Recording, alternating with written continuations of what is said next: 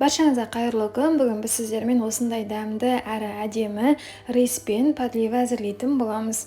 Ол үшін бірінші ыдысымызға сұйық май құйып аламыз кішкене. Және соған жуылған, суынан тазарған осындай күрішті саламыз.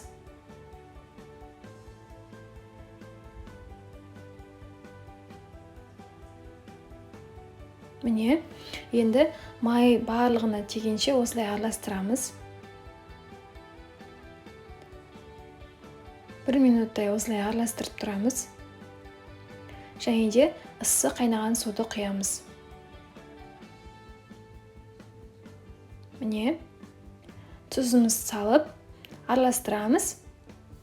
Және де астын басып, бетін жауып қойып қоямыз. Су 1 сантиметрдей күріштің бетінен шығып тұру керек. Өте жайға қойып қоясыздар. Сосын мынандай дайын болады. Бір-біріне жабыспайтын осындай дәмді күріштер әзірленеді. Енді подливамызды әзірлейміз. Соған бірінші табамызға майымызды құйып, пиязымызбен қуырып аламыз. Пиязымыз қуырылғаннан кейін етімізді саламыз, жуылған таза. Енді осыны жақсылап араластырамыз. Бетін жауып қоямыз. Шамалы піскеннен кейін сәбізімізді салатын боламыз.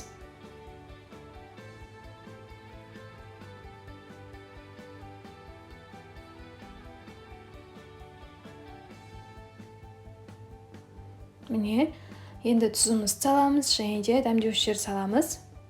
Бұрыш, приправа. Араластырып, тағы да бетін жауып қойып қоямыз. Міне, осындай болып пісіп жатқан уақытта ұн саламыз. 1 ас қасық жарымдай салсаңыздар жеткілікті болады. Осылай араластырамыз. Егер ұнды су құйғаннан кейін салатын болсаңыздар, ұндарыңыз комок-комок болып қалып қояды. Сондықтан су құймай тұрып, осылай салып араластырып алыңыздар. Енді томатымызды саламыз. 2 ас қасық салсаңыздар жеткілікті.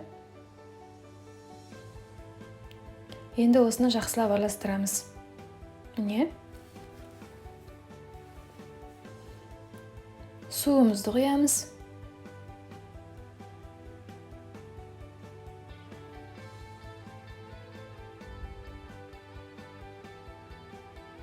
Міне, біздерде дайын болды. Енді осыны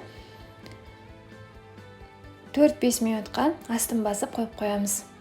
Міне, дайын болды. Енді касемізді сулап аламыз. Және де осылай тығыздап салатын боламыз.